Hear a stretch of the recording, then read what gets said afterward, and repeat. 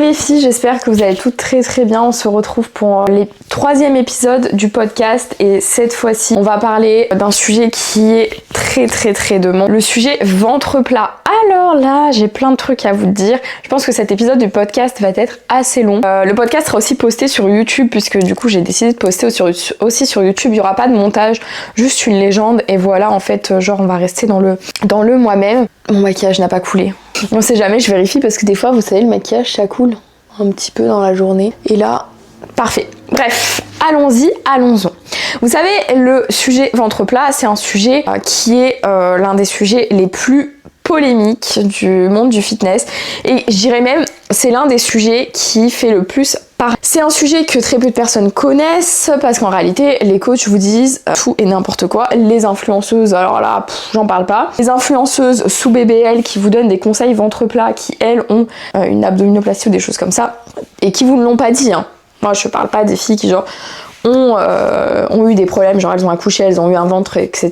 Et ensuite elles sont parties faire une abdominoplastie parce qu'il restait de la peau, etc. Ça c'est tout autre chose. Moi je vous parle vraiment des influenceuses qui vous arnaquent jour après jour. Alors écoutez, on va partir sur des étapes, ok.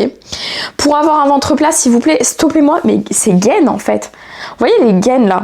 Les gaines là qui aspirent votre âme carrément, elles vous servent plus qu'un ex toxique en fait, ou qu'un mec toxique hein, parce qu'en fait il n'y a pas que les ex qui sont toxiques, il y a les mecs aussi qui sont toxiques, ou les meufs aussi, bref passons. Elles vous servent toute votre âme, elles aspirent tous vos organes. En fait les gaines c'est inutile les filles, vous savez pourquoi? Parce que ça va pas vous faire perdre du gras. Et surtout, ça va oppresser vos organes internes. Et si vos organes internes sont pressés, quand vous allez enlever ça, vous aurez le ventre gonflé. Parce que vos organes internes, ils seront... Et donc après, afflux sanguin d'un coup. Et là, on est parti pour le combo magique. Donc stoppez-moi ces gaines de caca là, s'il vous plaît. Et arrêtez avec ces gaines. Maintenant, vous l'enlevez. Si vous en avez une, tout de suite, enlevez-la. Je vais vous expliquer comment faire pour que, en gros...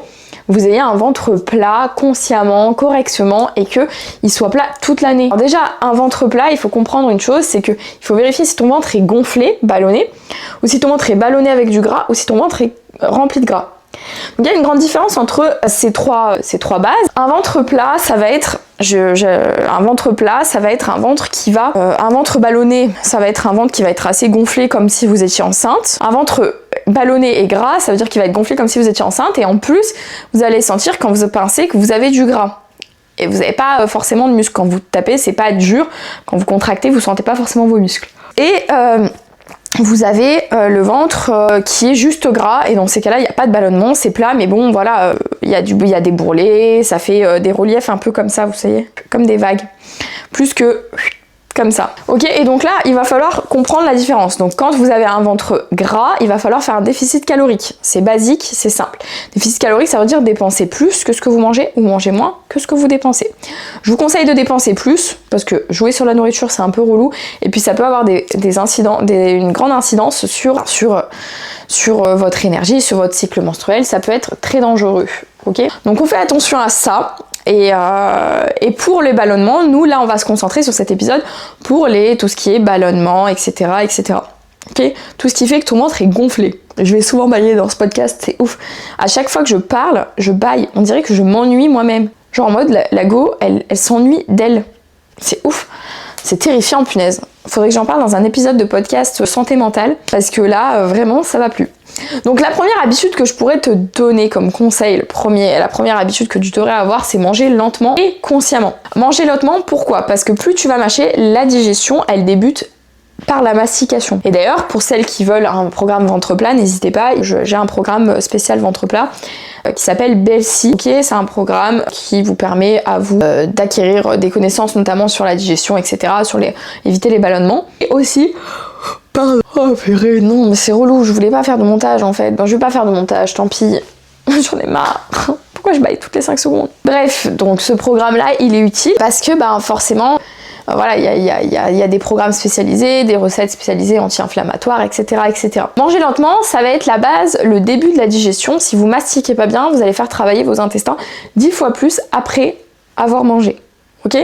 Parce qu'ils vont devoir encore plus entrecouper, réduire en bouillie vos aliments pour les transformer en énergie. Ok. Ensuite, j'ai mes notes et du coup, je descends mes notes en même temps parce que sinon, j'ai pas envie de dire n'importe quoi ou aller dans tous les sens parce que moi, je vais dans tous les sens tout le temps, un TDAH, vous connaissez. Donc la deuxième habitude, c'est d'éviter les aliments ultra transformés. Donc les produits ultra transformés, évidemment, sont inflammatoires. D'accord?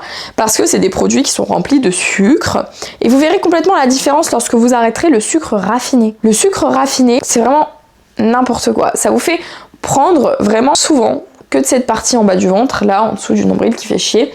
Et ça, vous pouvez l'éviter totalement facilement en éliminant tout ce qui est sucre raffiné, etc., etc. Ça va vraiment vous aider. Tout ce qui est aliment transformé. Tout ce qui est aliment transformé est forcément rempli de sucre. Ok ? La troisième habitude, je dirais, c'est de marcher. Essayez de bouger votre corps chaque jour, faites au moins entre 5000 et 10 000 pas. Commencez à 5000 si vous ne faites pas déjà 5000 pas. Ensuite, objectif 8000. Ensuite, objectif 10 000, etc., etc. Ok ? Le fait de marcher va faire en sorte de mieux digérer, déjà de plus bouger, donc vous allez brûler plus de calories au quotidien. Donc forcément, vous allez avoir moins de gras sur votre ventre. C'est vraiment le secret ultime, hein, si je peux vous dire un secret, vraiment marcher. C'est genre le secret pour perdre du ventre, hein. Vraiment c'est terrible. Moi je fais de la musculation, etc. Je fais du sport chaque jour, mais dès que je me mets à faire mes 10 000 pas, mon ventre dessine à fond. Donc bon, et dès que j'arrête les 10 000 pas, plus de dessin, rien du tout, que du gras. Donc voilà. Ensuite, pour la quatrième habitude, l'eau. L'eau, comme on le sait, toujours en dehors des repas. Pourquoi pas pendant le repas? Parce que si vous prenez de l'eau pendant votre repas, forcément il y a un phénomène qui va arriver, vous allez avoir le bol intestinal rempli notamment d'eau et en même temps d'aliments, donc on gonfle. Et c'est un peu moins sympa. Cinquième habitude, si je puis dire, la plus importante, prendre des probiotiques. Vous avez des probiotiques sur Woman Best et vous avez d'ailleurs moins 10% avec le code LAFIT. N'hésitez pas à commander, c'est des super bons probiotiques. Vous avez des probiotiques en fonction de vos problèmes de digestion.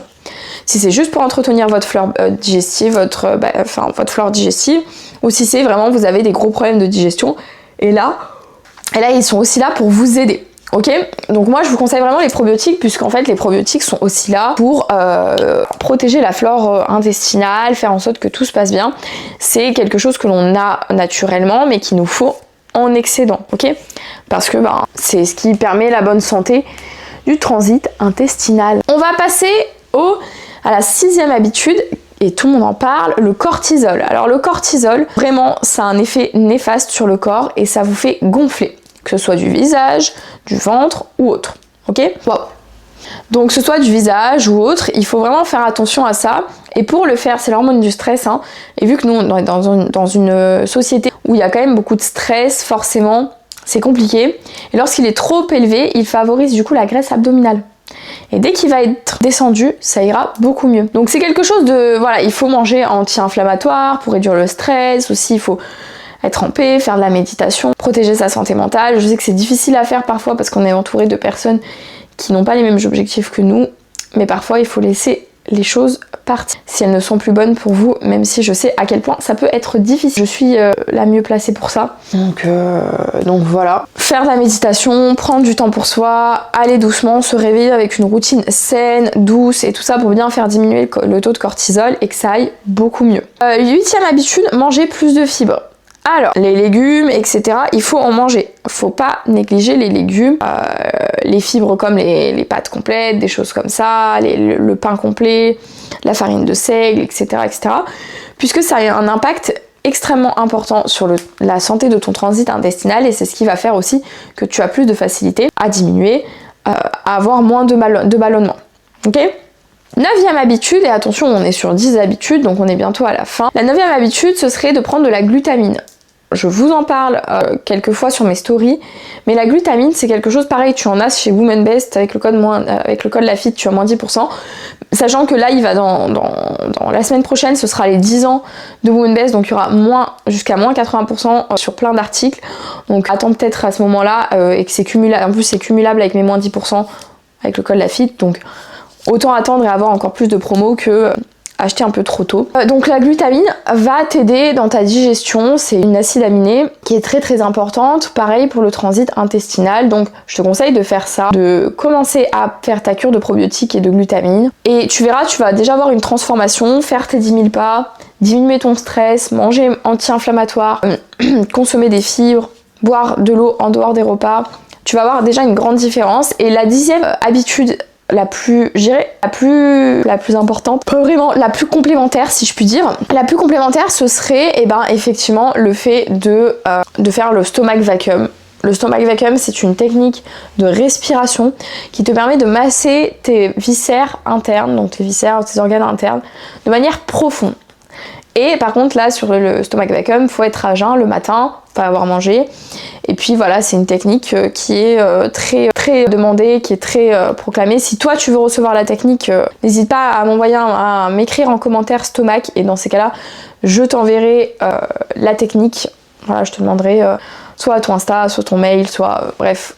Et je t'enverrai la technique avec plaisir pour que tu réussisses enfin à faire ce stomach vacuum en fait, parce que c'est l'exercice ultime ventre plat. Je peux pas faire meilleur exercice ventre plat. Donc voilà les filles pour ces 10 habitudes qui vont changer ta vie pour enfin avoir ton ventre plat, et pas des habitudes genre bullshit si on peut dire comme ça, des habitudes qui sont réelles, des habitudes que j'ai mis en place qui m'ont sauvée, mais des habitudes surtout qui sont basées sur la science, pas des habitudes où je te dis fais 100 000 crunch, mingen, en fait non, je te vends pas du rêve, il va falloir que tu te battes et que tu luttes pour avoir ce... En même temps on n'a rien sans rien dans la vie, j'ai envie de vous dire, donc en fait encore moins sur quelque chose comme ça.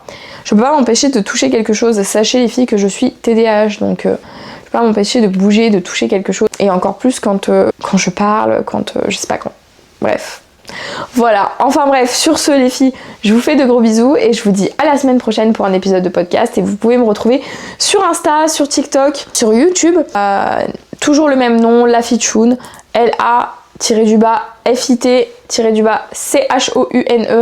N'hésitez pas à liker, commenter, vous abonner pour plus d'épisodes, et surtout n'hésitez pas à vous abonner à mon compte Insta et TikTok, et ça me ferait très très plaisir. Merci de me soutenir chaque jour. Je vous fais de gros bisous et je vous dis à la semaine prochaine.